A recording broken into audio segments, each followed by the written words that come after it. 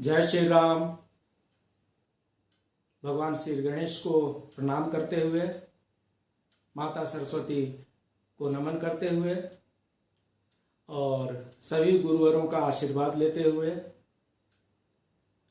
आप सबको आज पुनः सनातन ज्ञान की गंगा में हार्दिक अभिनंदन करता हूँ। मित्रों, कहा गया है कि बिना भगवत कृपा के न भगवान के दर्शन ही होते हैं और न अच्छाइयां ही प्राप्त होती हैं। आप खुद ही देख लीजिए इस दृष्टांत में। एक बड़े प्रतापी राजा थे, दयालु थे, प्रजापालक थे और प्रजापालन के साथ साथ वो भगवान में भी अटूट श्रद्धा और विश्वास रखते थे। कुछ समय तक लगातार उन्होंने भगवान की कठिन तपस्या की। भगवान प्रसन्न हुए और राजा के सामने उपस्थित हुए। बोले, राजन बताओ क्या चाहते हो। राजा ने कहा, भगवत हम आपके दर्शन करना चाहते थे, आपके दर्शन करके हम कृतार्थ हो गए। बोले, नहीं, अब आ गया हूं तो मुझसे आप कुछ मांग भी सकते हो।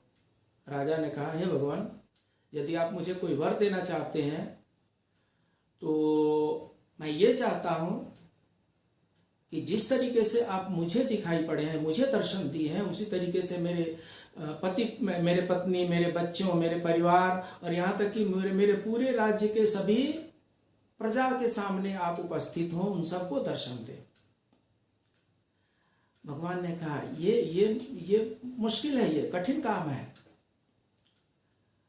ये नहीं हो सकता, क्योंकि आपने तपस्या किया था और आपकी तपस्या से प्रसन्न होकर के हम आपके सामने उपस्थित हुए थे।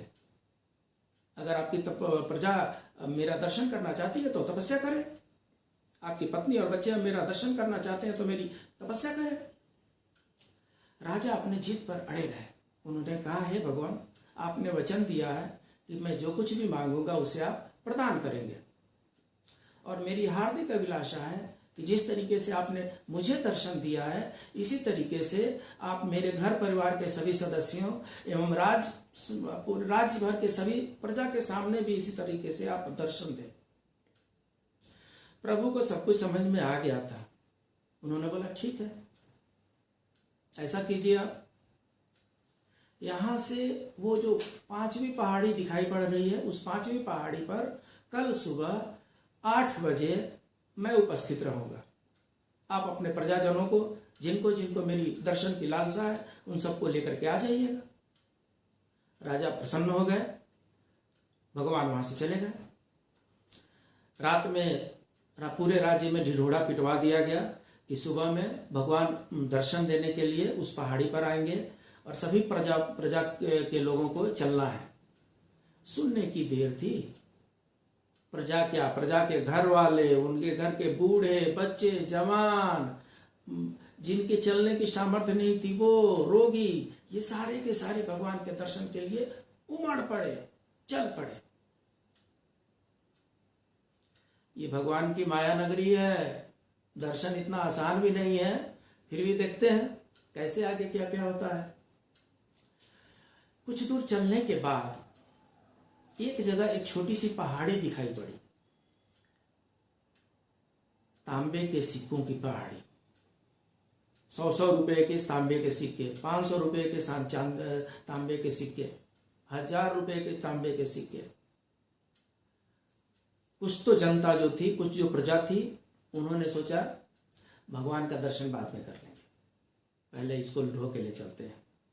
और उसमें से आधे लोग करीब करीब उस कॉपर के कॉइन जो है, तांबे के सिक्के के पीछे टूट पड़े और जो जितना लूट लग सकता था उतना वो लोग अपने अपने गमछे में, धोती में, जो भी जिनके पास था उसमें बांध करके, मोटरी बांध करके चलते बने। राजा रोकते रहो, रुक जाओ रुक जाओ रुक जाओ, भगवान दर्शन देने वाले, कहाँ कोई सुनने वाला है। ऐसा लूट का मौका बार बार थोड़े मिलता है। आधे लोग तांबे के सिक्के लेकर के अपने घर को चलते बने।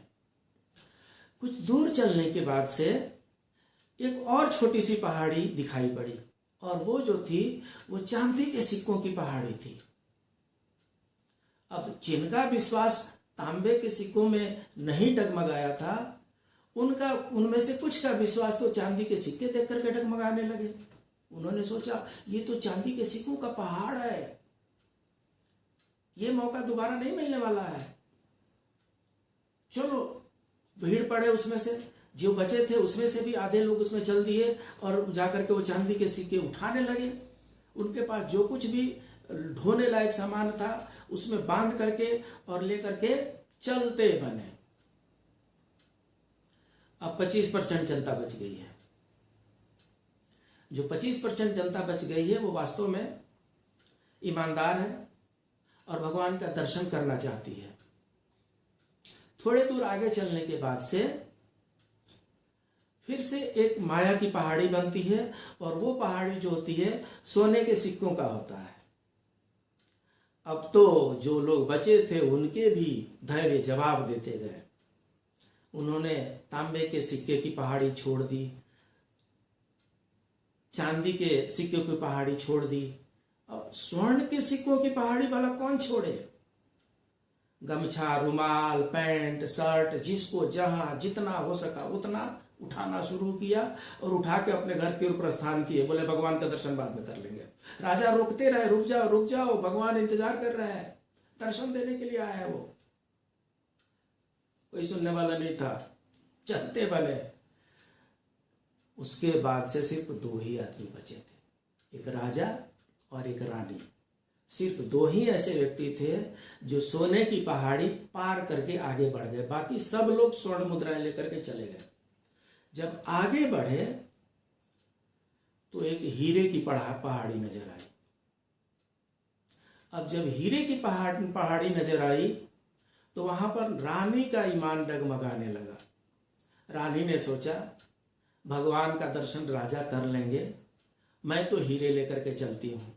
उन्होंने जो कुछ भी पहना हुआ था, साड़ी वगैरह, अपने शरीर में से साड़ी वस्त्र वगैरह निकाल करके और हीरे का वो पोटली बनाने लगी। भले शरीर दिखाई पड़ता है तो दिखाई पड़े, हीरा तो लेकर के हम जाएंगे। हीरा वो भी उठाई और चलती बनी। राजा मना कर रहे, रुक जा रुक जा रुक जा, भगवान दर्शन देने वाले हैं। बोले आप दर्शन कर लेना, इतना हीरा छोड़ करके मैं नहीं जा सकती हूँ। वो पहाड़ी पार करने के बाद से जब आगे बढ़े तो भगवान सामने दिखाई पड़े। भगवान ने पूछा, राजा मैं यहाँ कब से आपका और आपके प्रजा का इंतजार कर रहा हूं, कहाँ है आपकी प्रजा, बुलाइए, मैं दर्शन देना चाहता हूं। राजा को सब कुछ समझ में आ गया था कि बिना भगवान की कृपा के भगवान का दर्शन हो ही नहीं सकता है। और यही हाल विद्या ग्रहण का भी है।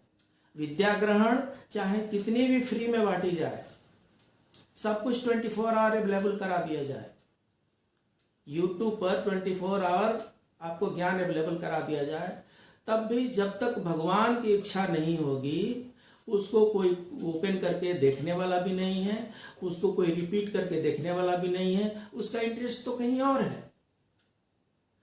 तो गतांक जो है, फिर से हम ज्योतिष चर्चा प्रारंभ करते हैं। भगवान की कृपा सब पर बनी रहे। जय श्री राम।